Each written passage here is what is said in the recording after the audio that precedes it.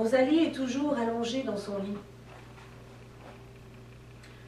On dit que lorsqu'on est sur le point de mourir, on voit toute sa vie défiler sous ses yeux.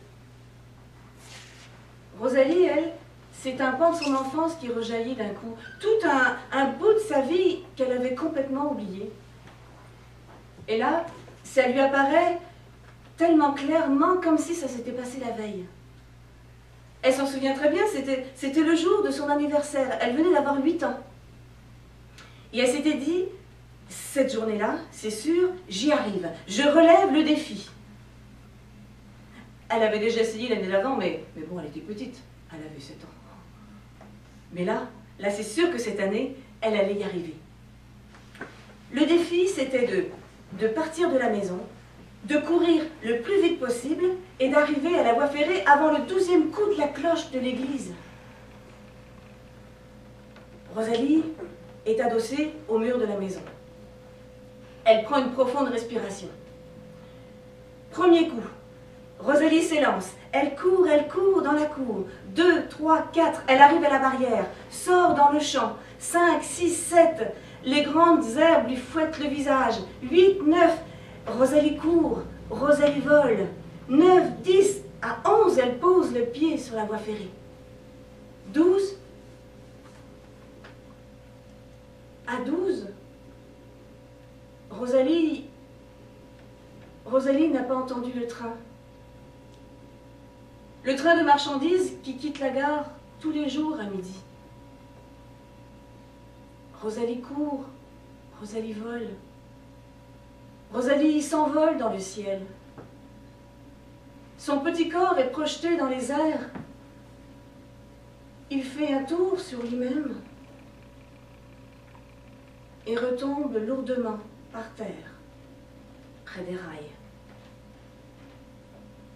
Dans sa robe d'anniversaire, on dirait une fleur blanche dans l'herbe verte.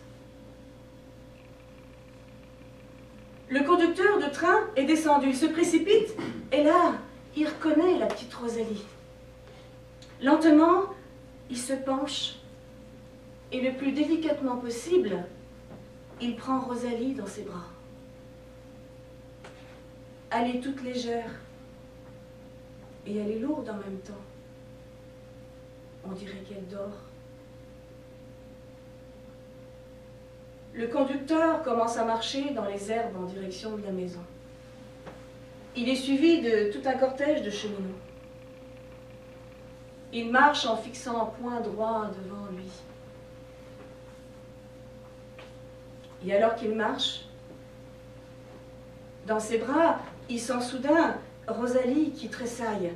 Rosalie qui se met à geindre et à pleurer. Alors le conducteur se met à courir comme un fou jusqu'à la maison. À l'hôpital, on apprend aux parents de Rosalie qu'elle s'est cassé le bras. À part quelques égratignures, elle s'est juste cassé le bras. C'est un véritable miracle. Il a fallu plusieurs mois aux parents de Rosalie pour comprendre qu'il n'y avait pas juste le bras cassé. Sous l'impact, il y a quelque chose qui s'est brisé dans la tête de Rosalie. Sous le choc du train, tout s'est arrêté cette journée-là, à l'âge de 8 ans.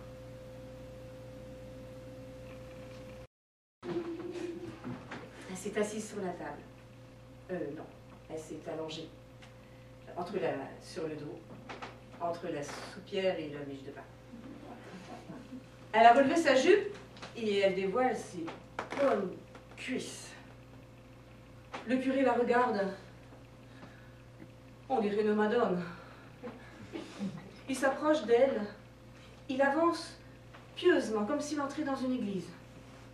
Et là, arrivé devant l'autel formé par ces deux majestueux piliers, il se met à genoux et commence à lui donner la communion. Bon là, il faut que je vous dise qu'à ce moment-là de l'histoire, j'ai quand même fait des recherches. Parce que le domaine liturgique, c'est pas trop mon fort. Donc j'ai cherché sur Internet. Et puis j'ai trouvé un forum de discussion. Vous savez, les gens ils posent des questions. Et là, c'est quelqu'un qui posait des questions sur la communion. Et c'est un curé qui répond. Un cybercuré même. Donc c'est vrai, hein? D'ailleurs, si vous vous êtes intéressé, le site c'est www.cybercuré.fr. C'est un site français en plus. Bref. Donc quelqu'un posait la question sur la communion. Doit-on communier dans la main ou sur la langue? Eh bien, il ne faut croire que le curé ne s'est pas vraiment préoccupé de la question parce qu'il a utilisé les deux.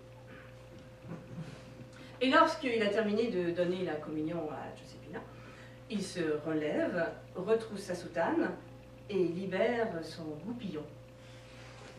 Et là c'est pareil, un goupillon, j'ai vérifié dans le Petit Robert. Un goupillon c'est un outil, donc c'est un manche au bout duquel il y a une boule avec un trou et des poils. Et c'est pas moi, c'est le Petit Robert. Hein. Et donc ça sert à asperger l'eau bénite.